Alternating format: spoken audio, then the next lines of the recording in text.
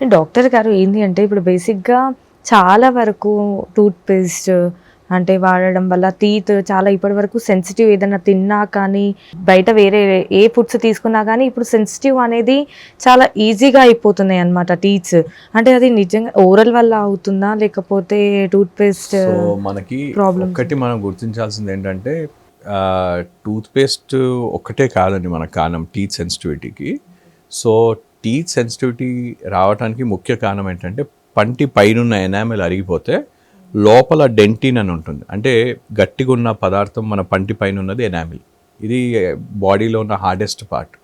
ఇది అరిగిపోతే మనకి నెక్స్ట్ ఉన్న డెంటిన్ వల్ల మనకి ఫుడ్ చల్లగా తీసుకున్నా, వేడిగా తీసుకున్నా, కొద్దిగా తీపు లాంటివి తీసుకున్నా, పుల్లయి తీసుకున్నా అని కూడా జూమని లాగుతాయి.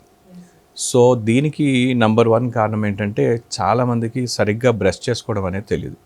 అంటే కరెక్ట్ బ్రషింగ్ టెక్నిక్ అనేది తెలియదు.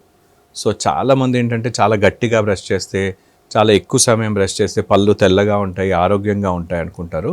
But that is not right.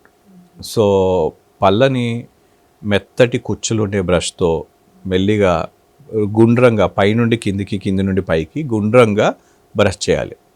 And మనం ఒక 2 to 3 మినిట్స్ మ్యాక్సిమం మనం సరైన పద్ధతిలో బ్రష్ చేస్తే మనకి సరిపోతుంది అంత టైం. 2 to 3 మినిట్స్ అంటే పంటి ముందు వైపు, వెనక వైపు, లోపల వైపు కూడా. చాలామంది ఏంటంటే పంటి బయటకు కనిపించే వైపు బ్రష్ చేస్తారు, కానీ మా దగ్గరకు వచ్చిన వాళ్ళు లోపల చూసినట్టయితే అంటే టంగ్ వైపు చూసినట్టయితే గార పచ్చగా అలాగే ఉంటాయి, స్టెయిన్స్ ఉంటాయి. సో అటువైపు కూడా బ్రష్ చేసుకున్నట్టంటే 2 to 3 మినిట్స్ సరిపోతుంది. నంబర్ 2 ఏంటంటే మనకి ఈ సెన్సిటివిటీ ఒకవేళ మనం ఇలా చేసినట్టయితే ఎనామిల్ అరిగిపోతుంది.